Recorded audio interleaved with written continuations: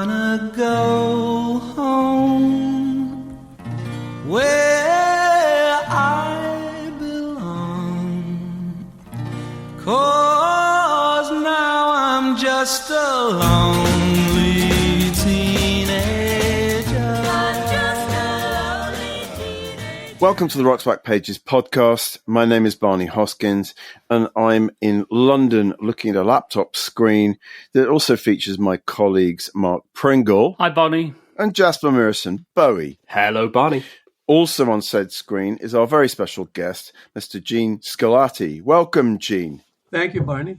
For all you rock journalist geeks out there listening, Gene is one of the genuine forefathers of what Rock's Back Pages is all about. In the mid-60s, he wrote for the two real progenitors of the music press in America, Crawdaddy and Mojo Navigator Rock and Roll News, and then contributed to Fusion, Phonograph Record, Cream, and many other publications throughout the 70s. He was the editorial director of Warner Brothers Records from 75 to 81, and is the author of essential tomes such as 1982's The Catalogue of Cool, 1985's San Francisco Night, and 2022's marvelous memoir For the Records. He's a wonderful writer and a man of exquisite taste, and we'll be asking him about his illustrious career and listening to the late, great Garth Hudson speaking in 2012. So, Gene, in the aforementioned and semi-autobiographical For the Records, you revisit your life as a budding super fan of pop music, from Dion to the Byrds to the Ramones and finally Madonna. Can we start perhaps with your account of hearing Dion's Lonely Teenager in San Francisco in the summer of 1960, which is a lovely story you tell in the book For the Records. Can you take us back to that moment, 1960, Dion, etc.? Sure. I grew up in the Bay Area, north of San Francisco, but in the summers I would visit my cousin who lived in San Francisco in the Mission District. You know, you just hang out with kids and stuff in the neighborhood. And for some reason, there was some man in their neighborhood. I don't know if he was a promotion man or what he was, but he regularly convened this group of kids who were like, 12 and 13 or so. And he would play records for them and see what their opinion was, I guess, to gauge whether these might be hits that he could take to a station. I'm not sure what it was. So we went to this girl's house across the street from my cousin's, and he put on some records. The only one I remember was Lonely Teenager. And I gather that we all gave him a thumbs up. And I love Dion anyway. And so we got to hear that before it was even on the radio. So it was my first brush with the music business. And I was like 12 or 13 or something. But it was a wonderful experience. Yeah. That's fantastic. Somewhere else in the book, you talk about going to see George Lucas's film American Graffiti in 73, and you came out of the cinema, and I think you said, well, basically they made a movie about my hometown, being a teenager in my hometown. Did it really? And that was Napa? Well, there's a small town called St. Helena, which is north of Napa. It's north of Napa. So that was like the town in American Graffiti, or a bit like it. It very much was. I mean, it's sort of a boomer cliche to say it now, but that was so much the way things were at that time in those places, at least California. He was in the Central Valley, Lucas, and I was in the Bay Area. But yeah, it was so much like that, with people obsessed with cars and having a good time and, all the daddy cool stuff. Yeah. And you got into the surf culture of Southern California. I mean, surf music, the early Beach Boys records, even though you were a long way from there. And you've written a lot about the Beach Boys. You've written great sleeve notes for reissues and stuff. And are they still as important to you as ever? Oh, yes. I would say if I had to pick a group who I've enjoyed more than any throughout the years, that's allowing for a lot of terrible records too. It would be them. It's like being in San Francisco in the psychedelic era too. It's sort of right time, right place. I used to not defend, but I used to explain my affection for them as being completely apart from nostalgia. Okay, I was 16 at the time, but that has nothing to do with it. And I still think that's quite true, because there are people a third my age who feel the same way about Beach Boys music. But now as I've aged, I realize that the nostalgia factor is in there too, but it doesn't bother me. I don't consider it a guilty pleasure or anything. Don't Worry Baby sounds as good today as it did then.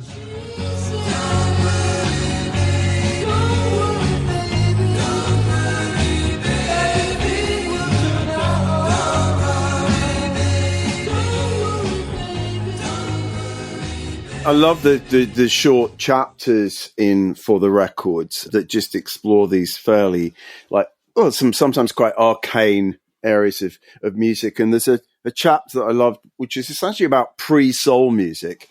And I was really delighted to find the reference to the great McKinley Mitchell, who is just one of my absolute favorite singers. And you talk about the single, The Town I Live In from 1962. And obviously he recorded that again years later, but the original version you can hear it on Spotify. So I went to listen to it. And it's just, his singing is just absolutely sort of blood curdling, isn't it? It's the most extraordinary voice. Just so raw. Yeah. It's wild and so just like heartbreaking. The town I live in is lonely. But it's a great little chapter, and you talk about Ike and Tina Turner, obviously, in that. So what I love about the book is just you explore these kind of nooks and crannies, and you have a very singular sort of taste. You don't like necessarily the obvious stuff. I think at one point you say there's an Archie's track that you take over anything Led Zeppelin ever recorded, which I love. I still maintain that, yeah. Yeah. What was the Archie's track? Can you remember? I mean, it obviously wasn't Sugar Sugar, because that would be too obvious for Gene Sculatti. I think it was a Jeff Berry track. It's called You Little Angel You, and it's quite a doo-wop thing, actually, with a lot of hand claps. It's just so vibrant and Frankie Lymanish, like all that 50s stuff is just, you can't turn it loose. I can't. Yeah.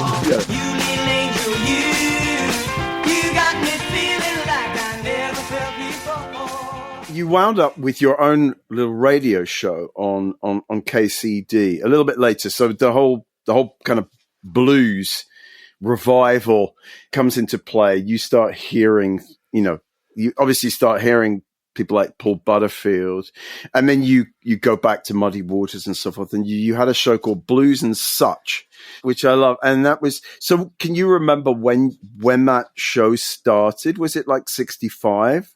Yeah, I was a sophomore at the University of California, Davis. And, they had a Carrier Current. It was a radio station in the basement of my dorm, and it only went to other dorms. So it wasn't like real broadcast thing. But actually, this ties in with McKinley Mitchell. I'm such a big fan of DJs, and the two DJs who I still revere were Tom Donahue and Bob Mitchell, who were on KYA when I was a teenager. And Town I Live In was one of Tom Donahue's absolute favorite records. At any rate, so the idea of being a disc jockey and presenting this music that I loved, I just jumped for the chance to be on this little station. So I called it Blues and Such, and the blues that I had was like the first two Rolling Stones albums, maybe the Howlin' Wolf Rocking Chair cover album, and some Pretty Things. So I was quite an expert, as you could tell, early on. But then subsequently, once things were moving so fast, and anyway, as you know, ultimately I changed the name of it to the Candy-Colored Tangerine Flake Streamlined Baby in honor of Tom Wolfe, because I couldn't limit myself to blues anymore, and I would be playing the Byrds and Love and the first things that were coming out of that. So, and then I transferred to San Francisco State, and the show was gone. So it was like 65, I guess. Yeah. You still have a show, a radio show, online radio show after, for years you've been hosting Atomic Cocktail. Yeah, since 2007. So if anyone's interested, it's on luxuriamusic.com. And my nom de plume is Vic Tripp on there. It's not myself. And it too is a tribute to all that top 40 DJ stuff and all the music, including current stuff that fits the bill.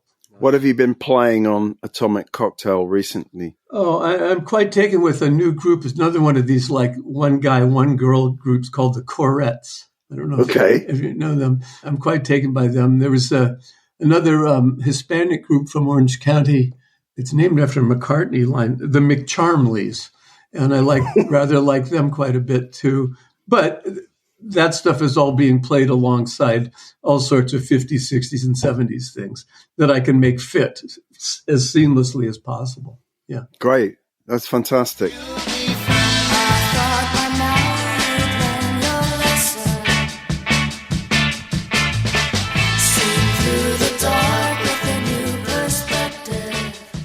Shall we move then? Let's move properly to San Francisco.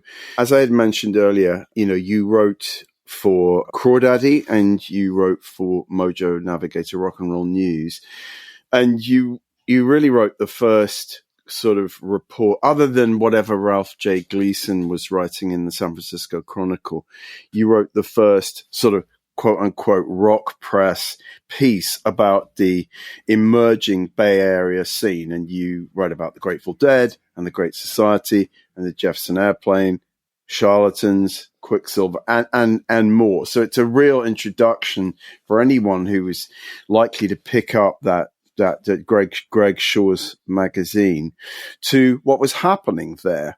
How at home did you feel in that scene? I've never thought of you as a kind of hippie sort of guy, Gene. I don't think you are a hippie or were, but how did it feel to be in San Francisco in like the Haight-Ashbury district, in 1960, well, it might even have been 65, but let's stick with 66. How did it feel? Do you look back with like fond memories on that time? Oh, yeah. It's probably by the time you get to this antiquated age, you look back on with fond memories on everything. But yeah, I pinch myself. I mean, I talk regularly with, music fans my age and stuff, and to have been in that place at that time is just such a gift. It's like unbelievable. I actually transferred from UC Davis to San Francisco State. I was born in San Francisco, but, I was studying English lit and fine, and I could do it in San Francisco. I just had to go to the city. So I transferred in my junior year and started going to shows. That's where I met Shaw and people like that. Yeah. So just to read a little bit from this piece, October 66, Crawdaddy, which of course was an East Coast magazine where Mojo Navigator was based in San Francisco. So San Francisco has contributed its fair share of pop stars to the teen market, but the city's current claim to fame rests in the strength of its performing underground bands. At present, the local rock scene revolves around weekend dance concerts presented in renovated ballrooms and auditoriums. And you write about the Family Dog. You mentioned Ken Kesey and the Trips festivals. And as I say, you write about the leading lights at that time. And who knew that we'd still be talking about all those bands now? Who knew that Mark Pringle, all these years later, would still be a fanatical Deadhead? So, I mean, Mark, do you want to ask Gene about the Grateful Dead in 1966? Well, I mean, it's an odd one because actually when you listen to them from 66, they were a fairly sketchy band. I think they really hit the ground, started working brilliantly from 68 onwards. You hear all those live shows that they recorded, that Stanley Owsley, that Bear recorded. And in 1968, they suddenly just bloom into this extraordinary thing. They still couldn't sing. So, Gene, what was your take on the Dead back in 66? Well, I got to tell you about two mistakes I made in that article, if you don't mind. One was that I had not yet seen Big Brother and the Holding Company. And my cousin, who had gone to the Trips festivals and all this stuff, I said, I'm writing this piece about these. I haven't seen, tell me about them. He's, they're just playing blues and stuff. And Janice hadn't joined them yet. So I sort of faked it. And I said, they're playing a lot of blues too. And the other thing was that the Grateful Dead, a big set piece, the long set piece at that time was Viola Lee Blues, 10 minutes long on the album. When you went to these shows and there was a lot of noise and all this stuff, I don't know what the names of these songs are necessarily. I mean, if the chorus is Morning Dew, I kind of get that. But I don't know what Viola Lee was. But there was a record on the Soul Station in the Bay Area by a guy named Freddie Robinson. It was on Cadet or Chess or something called The Creeper. And it had the exact same progression as Viola Lee Blues. So I said, they do a fantastic version of The Creeper. I'm wrong. But anyway, the first thing I went to, a friend of mine, Craig Root, and I hitchhiked down from Davis when I was still there. The very first band was to see Paul Butterfield. And that was March of 66 with Quicksilver opening. It was fantastic. And after that, and I was reading Gleason, of course, all the time. He was really the town crier. And my cousin said, you have to see the Grateful Dead. And I did. And I don't remember the first time seeing them, but I just really fell for them too. I mean, I liked all those bands, but Dead and Quicksilver particularly, I think.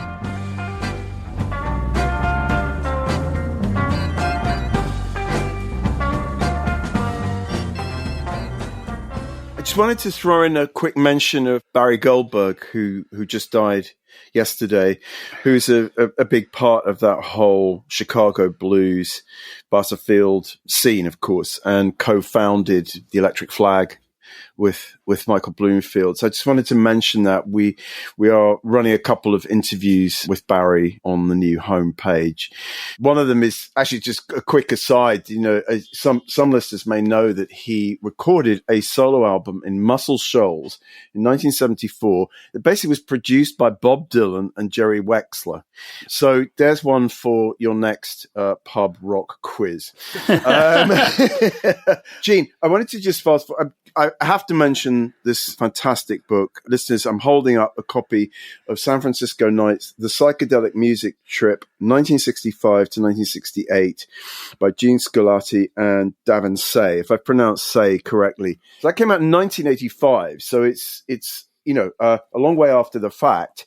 It's a wonderful book. It's just the most brilliant book about San Francisco. It's such fun.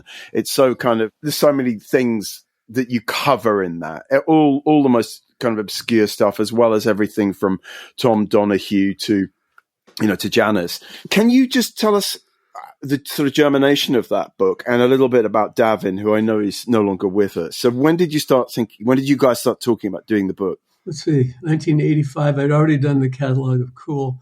Yes. Well, I worked at Warner Brothers from 75 to 81, and I guess I met Davin there because he was writing bios and stuff. I met him through Bob Marlis, and we became friends. And we realized that we were both on that scene at the same time. Davin grew up around Monterey, so south of San Francisco, but he was there. And, we started comparing notes, and I don't think anyone had written anything yet about that. And it was only 20 years ago at that point. So we said, let's try this for a book. So we did. And it was such an experience to talk to those people and relive it. Well, mentioning the pieces that the people that you talk to, we already have you so kindly.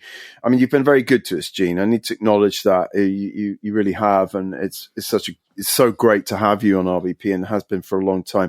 You sent us some, if not all, the audio tapes that you and Davin did for the book, and we've already to this point added wonderful audio interviews with Peter Albin of Big Brother fame, Jack Cassidy of Jefferson Airplane, and my particular favorite probably is John Cipollina of Quicksilver Messenger Service, just because I was obsessed with Happy Trails, the live Quicksilver album, and I love Cipollina's playing. He's one of my absolute favorite guitar players. I just want to mention that, listeners, these three great interviews, we will be adding more of those audio interviews as time goes by. Mark, you wanted to ask something, I think. Yeah. I just did you find psychedelics themselves of interest? Well, we think of sex, drugs, and rock and roll. My experience at the time was a lot of rock and roll, a little drugs, and not much sex. I was afraid of taking LSD, so I took mescaline several times. That was considered a gentler trip, and it's fine. Yeah, you never got spiked by the Grateful Dead's road crew. No, I was never that close to them. Until later. I don't know I don't think this is in any of my books. There's an audio book that I did, which is you can get on Kindle through Amazon, called Dark Stars and Antimatter. There's 40 years of loving, leaving, and making up with the music of the Grateful Dead. And I think it's in there that I recount in the early 70s, as I was living back in Napa Valley, and another guy and I were managing a band that started out as very Dead-like. One time we were going into Tower Records in San Francisco, and we noticed Jerry going in. It's like 72 or something like that. And the other manager, who was a much more forward person than I was, said, we got to talk to Jerry when he comes out. So we waited there, and Jerry came out. He bought some albums, and we talked to him. And he said that they were recording an album. Well, why didn't we come by?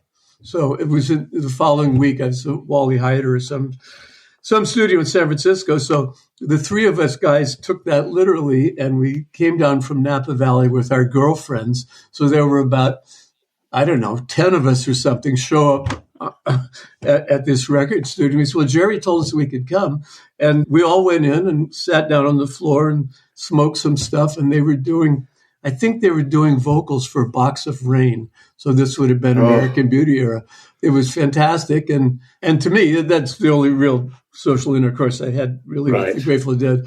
That spirit of generosity, which was Garcia's, is just mind-blowing. I mean, man. Yeah. Anyway. Fabulous. Beautiful. Box of Rain, I have to say, is one of my absolute favorite Dead songs. And one of the first I really fell in love with, because I came a little late to the Dead. American Beauty was an album that was like someone had in our dormitory, and so Box of Rain may have been the first Grateful Dead song I actually heard. I think it's magnificent. So the idea that you were there listening to them doing vocals for that is kind of mind-blowing. Well, I must say to Mark, too, by then they could sing fairly well. Yes, that's true.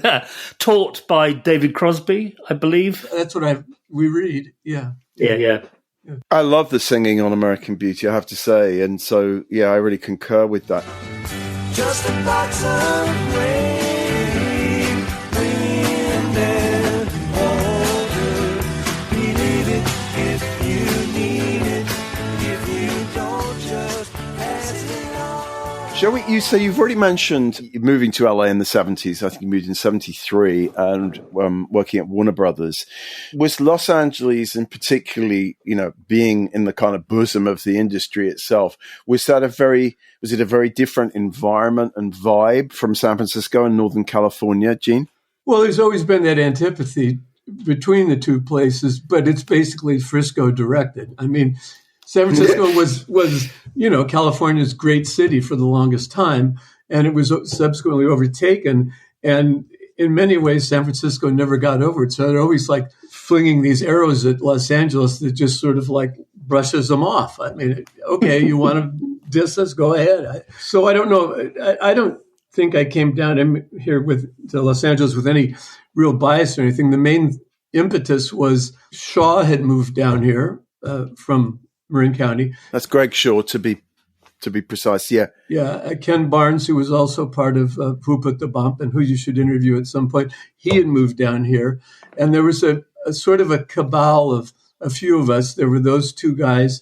Ultimately, there was Mike Saunders, who later formed the Angry Samoans. He was down here from Austin.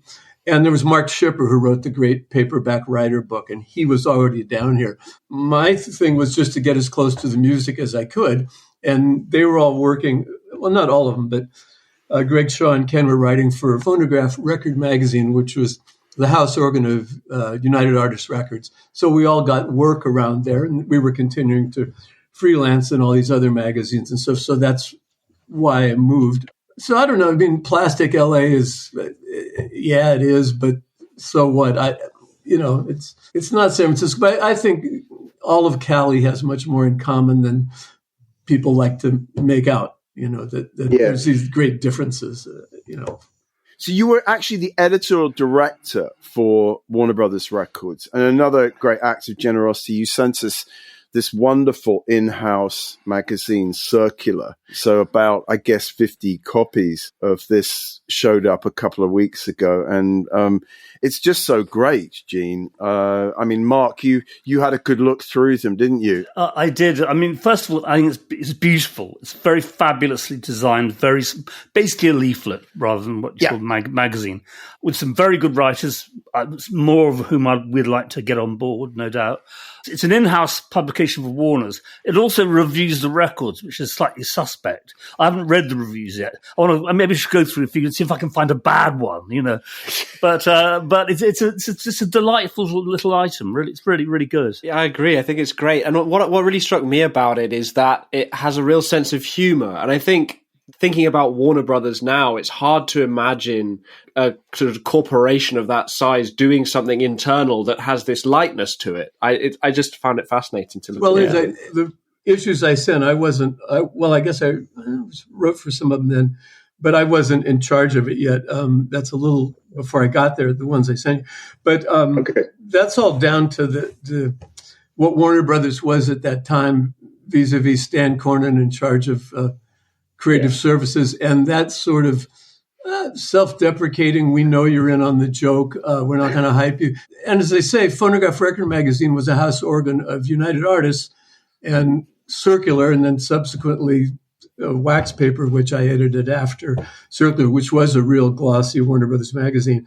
Companies tried to do things like that, and I think Warner sort of set a tone which a lot of them aped, but that sort of sense that, we can level with you. This isn't bullshit. Even though we are hyping the new Black Sabbath album, whatever, that was a part of, Warner Brothers' personality at that time. One thing that I really like is you see the current Warner's building going up in the magazine. They were photographing the building work and putting it up there. Barney and I visited, I think, those fabulous office buildings. Just, it's a really glorious place, but it's really nice seeing it actually under construction in the magazine. I remember, so I think because it was all wood and glass, I think the fire department said, this is like liable to burn up in a second. This is like probably not the best, but it was a beautiful building. Yeah. We just to say, we do have a bound volume of wax papers that I can only assume you sent us that years ago, but I don't know for sure. But we have quite a few wax paper articles on RBP as well, and it's just a more sort of plush kind of version of Circular in a way. I mean, it's again incredibly witty and hip, and with lots of great writers in it. So yeah, those were wonderful things. Even if you may not have been allowed to give a bad review to a Warner Reprise record, who knows? We'd have to go back and check. Who cares? I did get in trouble once or twice because I'm like 27 years old or something, and now you can be immature into your 70s or so. But in those days, it was okay. And I know I allowed some things that I shouldn't have really allowed at the time. One of them I remember was we had all those people in there like Mendelssohn, and I had Richard Meltzer in there, and he did a feature on a Doobie Brothers album, and he sort of dissed one of the guys in the band, and I published it. And A&R people came down and said, "What do you do? How can you have this in there?" I just said, "Well, it's cool to have Meltzer in here." And, and the Doobie Brothers were paying our salaries, as was Christopher Cross and all that stuff. So it was kind of irresponsible. But anyway, it was great to do those. And the largesse that was part of Warner Brothers at that time, particularly in the Cornyn era, and then I worked for Derek Taylor after he took over. But at some point, Stan said, I don't know, budgetary reasons or something, we're getting rid of circulars. Okay. So my department, we were writing ads and proofing liner copy and all those things. And then at some other point, like a year later, he said, we're going to start a new magazine. This one's going to be called Waxpaper. Okay, we'll do that. So these things just sort of came and went that way, which was, sort of felicitous and kind of cool. Yeah. Another thing that I love about the book For the Records, which we talked about earlier, is just how kind of broad your tastes were. So you kind of get to this point where you're writing about that magnificent record, Let the Music Play by Shannon, and evincing this like passion for the new sort of dance pop. And one of the pieces that we're going to feature by you on the homepage is this piece you wrote for the LA Times about Solar Records, Dick Griffey's label, and that's fascinating to read. 1981, and you're talking to Griffey, and you're talking to Leon Silvers about these incredible records and hits by Shalimar and Dynasty and so forth. And it's a real stretch from Haight-Ashbury in 1966, but I really love it. And the fourth piece that we're adding by you is the liner notes you wrote for Madonna's Immaculate collection in 1990. And you read this book For the Records, you read the liner notes, and I would never have imagined, having read you earlier in the kind of era, that you would be so passionate about somebody like Madonna. And I'll just read very quickly what you some of the things you say about her. This is sort of 1990, and of course, most of the media coverage of Madonna at that point is just really all about her kind of image and her sort of transgressions and her relationships. And, you know, you basically say in all that ink, all and column inches, most of what's been written about is addressed the way she looks, acts, earns, and conducts her personal life. Apparently, Time magazine didn't think anyone cared to read what Madonna had to say about the preeminent thing that it is she makes, which is music. So this is an opportunity for you to write about how great records, everything from like Holiday to Into the Groove to Like a Prayer are. And I just read what you wrote about Material Girl. The infectious neo blue beat romp resembles no other Madonna music made before or since. Here, she comes on at once coquettish and self-determined, hence tantalizingly unreadable, which probably explains the intense heat the disc drew once it hit. So tell us about your love for Madonna and other kind of, you know, dance pop stars of the 80s and indeed into the 90s, Gene. Well, once again, I have to give credit to some other people.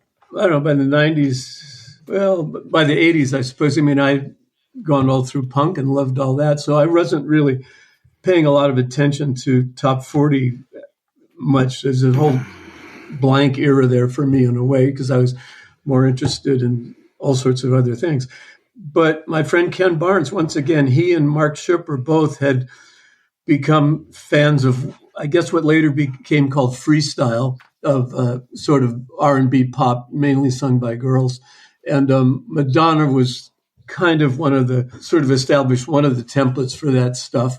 I realized one of my favorite types of music is girl group music. So it was really not hard when they sort of explained it to me. And then I began listening to it, largely on Power 106, which was the LA contemporary R&B station, that this was like a continuation of that. It was very melodic and sugary and rhythmic and all that. So that's what it worked. So I was out of Warner Brothers at that time, and they were going to do a Warner Brothers Greatest Hits. And Bob Merlis, my good friend who was head of publicity there, and Liz Rosenberg, who represented Madonna as her publicist there, they said, well, we need some notes for this. We want to get it by somebody who's an actual critic, someone who's written about music. And you love her. I mean, I do love Into the Groove and Holiday are just fantastic stuff.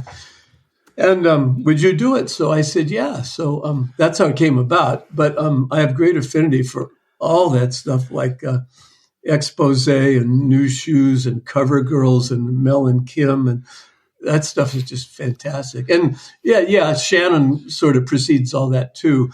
Anyway, yeah.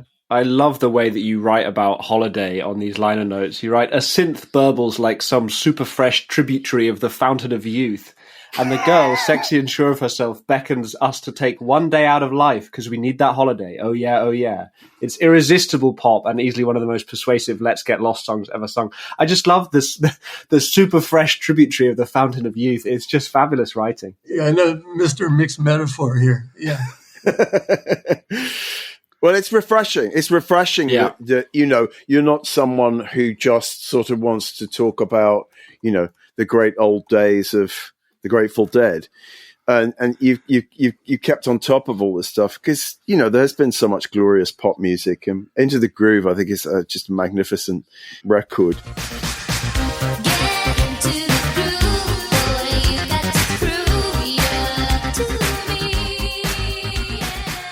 We do, however, we are going to now go back to that era because of the news that hit us earlier this week that we'd lost Garth Hudson. I mean, this was, for me, certainly, and I know for Mark, and I know for Martin, who can't join us this week, the three co-founders of Rock's Back Pages. The fact that they're all gone now, all five members of the band are no longer with us, is a kind of moment of intense sadness for me. I just particularly feel that Garth Hudson, the keyboard player in that group, you know, was one of the few sort of undisputed geniuses of rock music, really, of the last 50, 60 years.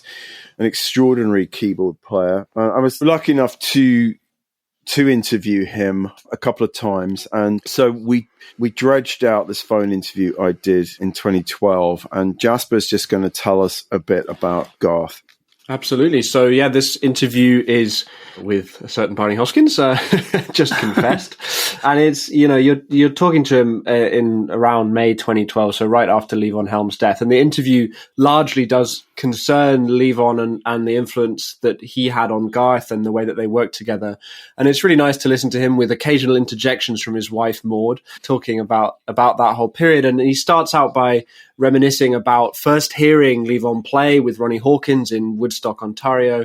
And then he joined the Hawks in December 1961. And that's what the first clip is about. So let's have a listen to that. When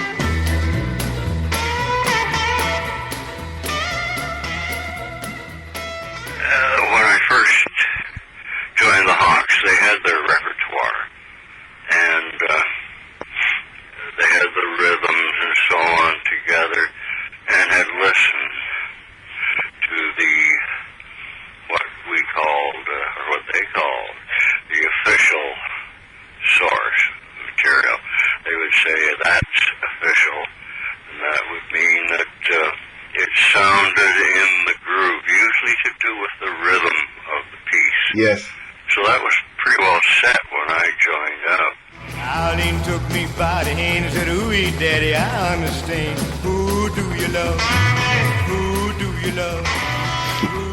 I love that. That's official.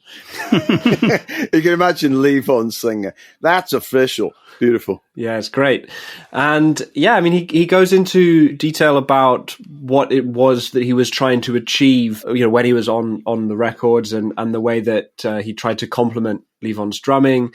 He talks about the group's musical influences, including jump and swing and blues, and Levon's peak moments on band tracks, including, of course, the great Up on Cripple Creek being that you then you inform him that it's since been sampled on Gangstar's album Step in the Arena, which is an amazing sort of moment of enmeshing between the band and hip hop. And yeah, he talks about being the band's arranger, choosing different textures to accompany the group's distinct voices, and just how he played to complement his bandmates' parts, which this second clip is about. Corn in the fields, and listen to the rice when the wind blows across the water. King harvest is surely come. I tried for every song when it came to interpreting or complimenting every piece. I tried to get a different sound. Yes.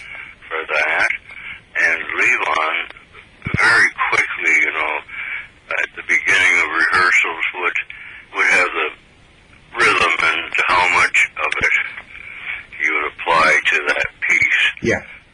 So all of us played with the drum track, let's face it. So we saw that he had the subtle ornamentation. I will hear every word the pastor say, for he's the one who hands me down that. Subtle ornamentation. It's a typical Hudson phrase. I have to say it was just such a joy speaking with that man. Isn't it true? This great story is that his parents gave him permission to join what was then the Hawks in exchange for giving them music lessons. Correct. He was officially their teacher. I think he's an extraordinary keyboard player. I mean, for a start, he played an actual machine which hardly anyone else in rock and roll played, a Lowry organ, which is a very different sounding thing from a Hammond, from B3 or C3. It was capable of being woozy. You could do stuff with voltages on it that you could only do really later on with synthesizers in terms of pitch bend and so on and so forth. But he's also a fantastic piano player. And Rag Mama Rag, which is probably the first time I became aware of the band, because it was a minor hit in England, I guess around 1970. It's him playing piano. It's Richard Manuel drumming. It's the drummer, Levon Helm, is playing mandolin. I mean, they've all swapped instruments, and they produce this work of absolute genius. So it's an extraordinary band, extraordinary keyboard player. Rag, mama, rag, I can't believe it's true.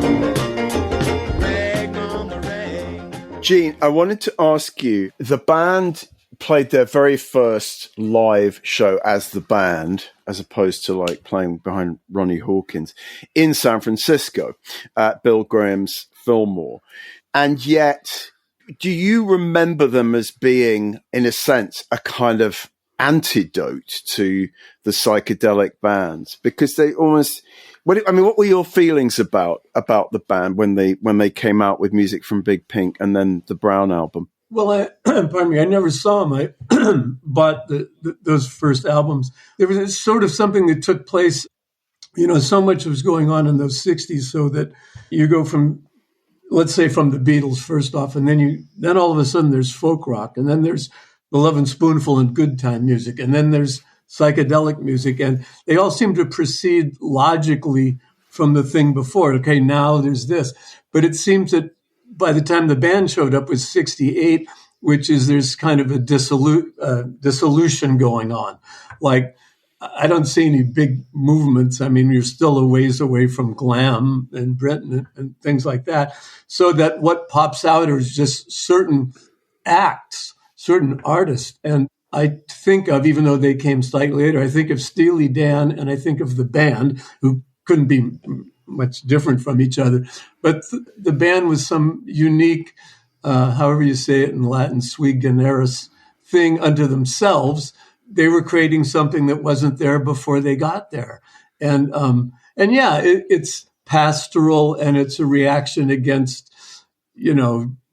Hendrix guitar solos. I guess you could say that, but it's a thing unto itself. It's very warm music. I don't know. It's I loved it, and I've followed them pretty much all the way through. I liked so much of their stuff. Yeah. About Garth, there was a great Dylan quote at some point way early on when they were backing him, and he called Hudson a mathematical keyboard wizard. That was perfect. Yeah. Well, I mean, I just obviously there's footage of the Hawks as they still were at that point playing behind Dylan. I haven't seen the new biopic. I've not seen A Complete Unknown, so I don't know whether the Hawks, including Garth, appear in any meaningful way in that film. Have any of you seen it? No. I've not. I think it mainly goes up to Newport and stuff, but I haven't seen it, so I don't know. Yeah, I don't think it goes beyond that. I think that's correct. But it's obviously, it climaxes in Dylan's, electric apostasy, as it was deemed to be. Of course, it wasn't the band behind him. No, that's right. Newport. It was basically a chunk of the Butterfield Blues Band. Yeah, and including Barry Goldberg, who famously witnessed this epic fight between Albert Grossman, Bob's manager, and John Lomax. John Lomax was trying to, with an axe, cut the cable to the power to the stage, and Grossman lunged at him, and they were rolling around in the dirt in front of everybody. I mean, I wish there was film of that. But no, I mean, A Complete Unknown is getting incredibly good reviews here for the most part, I would say. And people who I know have seen it says Timothée Chalamet is pretty amazing. I've been really amused by his various method acting appearances as Bob. Like, he's dressed up in all sorts of pretty obscure various period Bob costumes, basically, including his appearance at a 2003 film festival in a dirty hoodie. Basically, he's popped up all over the place pretending to be Bob Dylan, basically, which I kind of rate. It's been a while since we had a sort of mad method actor on the scene, so I'm enjoying Timothée Chalamet, even if I haven't seen the film. I'm enjoying his sort of pop cultural presence at the moment. Anyway, that's essentially Garth. We're saying goodbye to Garth. I think he was, extraordinary guy, really. I mean, he was older than any of them. He's lived much longer. He didn't sort of partake in the same hedonistic activities as most of the others, but they're still my favorite group of all time, and I know one of Mark's absolute favorite group, probably behind the Grateful Dead. Yeah, it really just did hit. I mean, I knew Garth. I mean, I knew he was 87 years old. I figured he probably wasn't going to be living that much longer, but I will just say this: I think that without Garth, the band would still have been an extraordinary group. With Garth, they just sort of transcended rock and roll, I think. There's something, what he did behind those guys, just sort of knitted it all together in the most exquisite way. I think he will be missed by many by many. Yeah. So I was always glad I got to speak with him.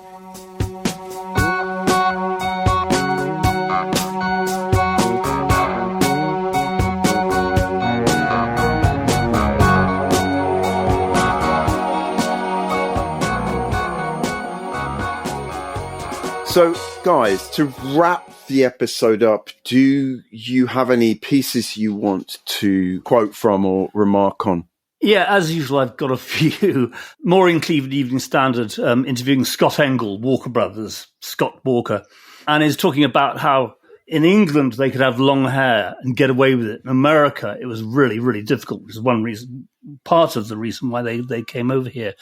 He says, their hair, really looked offensive. All the men used to whistle and cry out things like fag and queer and aren't the girls cute and look at the Walker sisters. We used to plan detours down side streets to get to the club where we were playing. We always had to go to drive-in restaurants. I love that. Now, Richard Goldstein, Village Voice, it's his column. So it's a very wide-ranging thing, which includes sort of a live review of the Doors playing, I forget the venue. It was one of their first New York shows in 67. Ondines? It may well have been. He says, the Doors begin where the Rolling Stones leave off. Lead singer Jim Morrison is never far from the sexual shaman Mick Jagger represents, but his is a darker, bleaker war dance. His hand cupped pillow-like over his ear. Morrison's pudgy cherub face curls into a bristling lip. He stands like a creature out of Kenneth Anger, then sidles up to the mic, curls around its head and belts what has been called R-Toad rock in the UCLA Daily Bruin. And I think the definition fits. It is a cruel cool. Then there's a Burt Bacharach, Mike Oberman in the Evening Star in Washington, D.C., interviewing Burt Bacharach in 1968. And he says, first of all, Burt says, other fellows at the time were writing concertos for car fenders and dishwashers, but I remember the advice of my tutor about whistling, and now it's a big kick for me to hear somebody whistling my songs in the street. Maybe the doorman in front of my hotel, who doesn't recognize me, he just whistles. Then he talks briefly to Marlene Dietrich, that Burt Bacharach was working as her arranger for her club shows at the time. And she says, I'm really not going to put on the German accent, which I know will relieve Jasper enormously.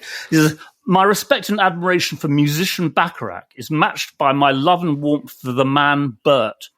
No matter how many curtains close between me and the audience, it is his approval which I'm really seeking, which I think is pretty fantastic. Brilliant quote, that. Sag mir, wo die Blumen sind. Wo sind sie geblieben? Now, Gene, you mentioned earlier Derek Taylor. This is a great interview with Evening Standard 1969 by Ray Connolly, fantastic journalist.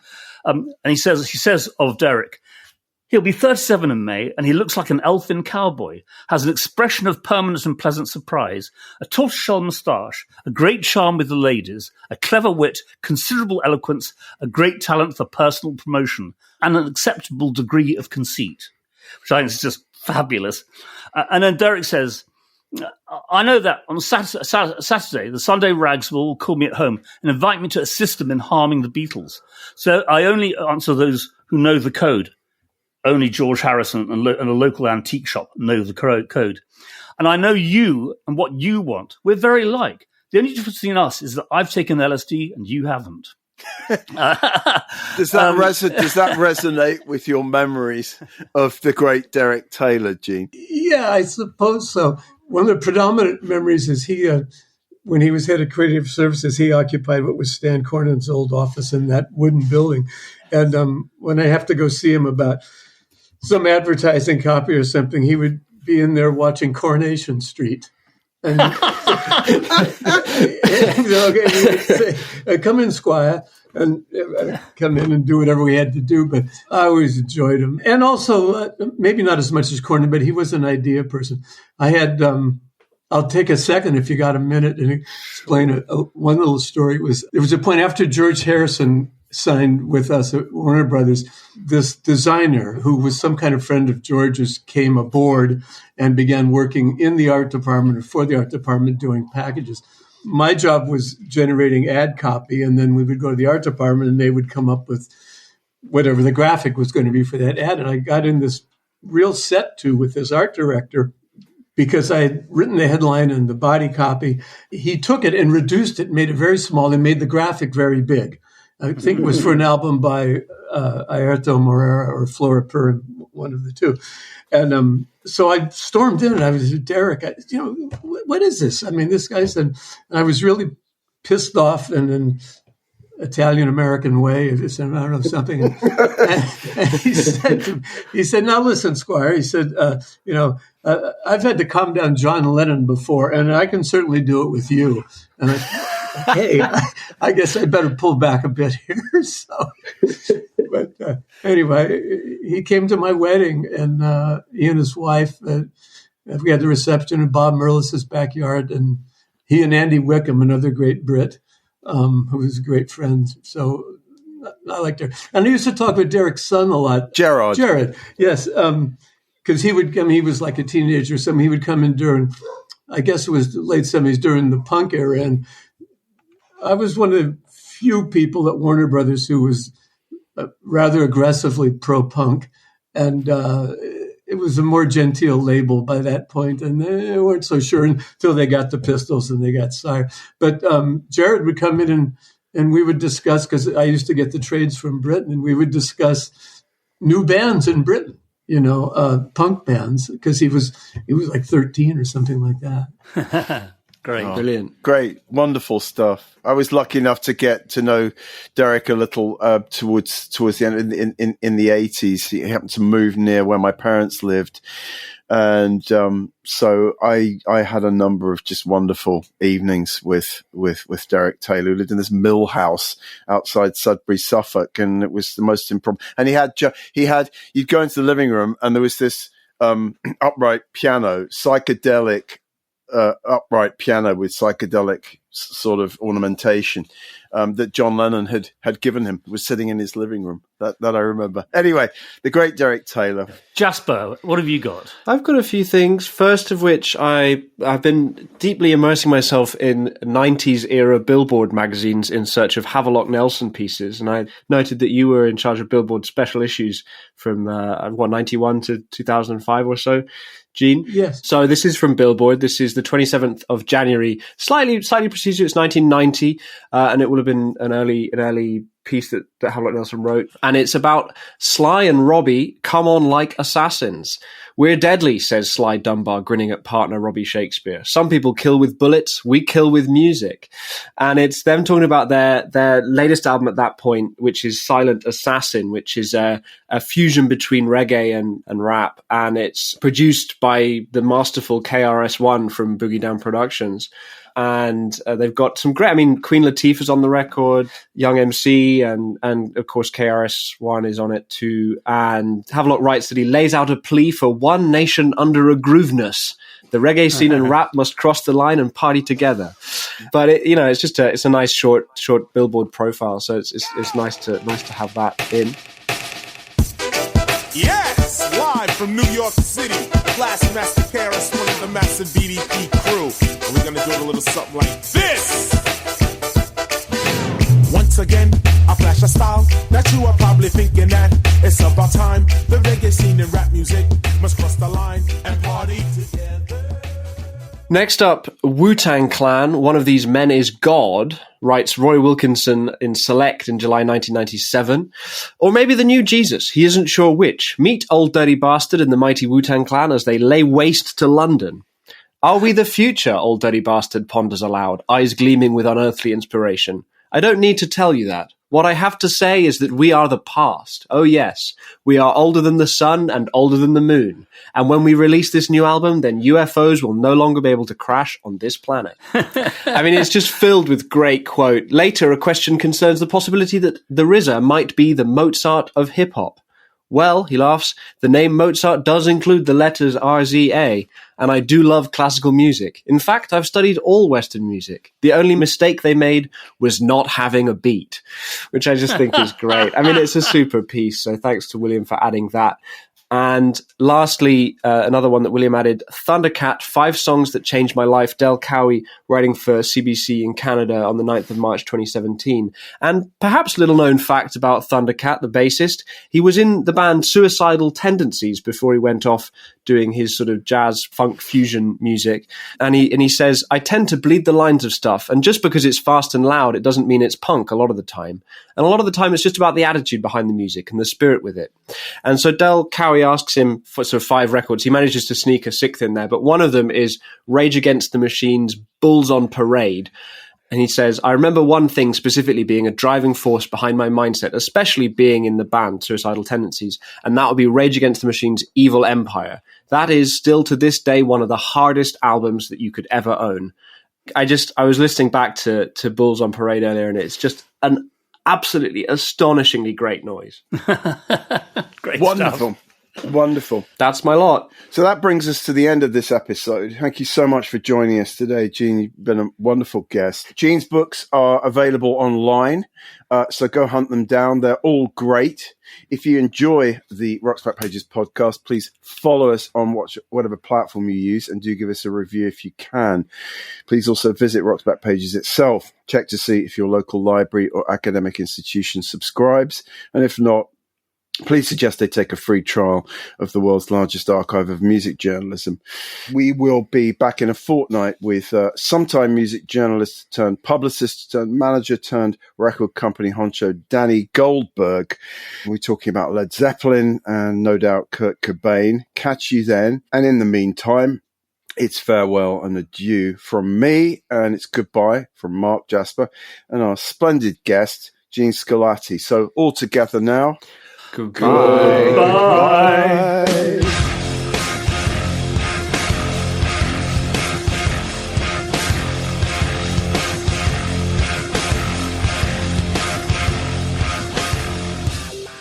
That concludes episode 194 of the Rock's Back Pages podcast. Many thanks to special guest Gene Sculatti. Find his books, including San Francisco Nights, The Psychedelic Music Trip 1965-68, and For the Records, Close Encounters with Pop Music, in all good bookshops. Those to Barney Hoskins and Mark Pringle, and it was co-hosted and produced by Jasper Murison Bowie. The Rock's Back Pages podcast is part of the Pantheon Podcast Network. You can find thousands of articles, as well as hundreds of full-length audio interviews at rocksbackpages.com.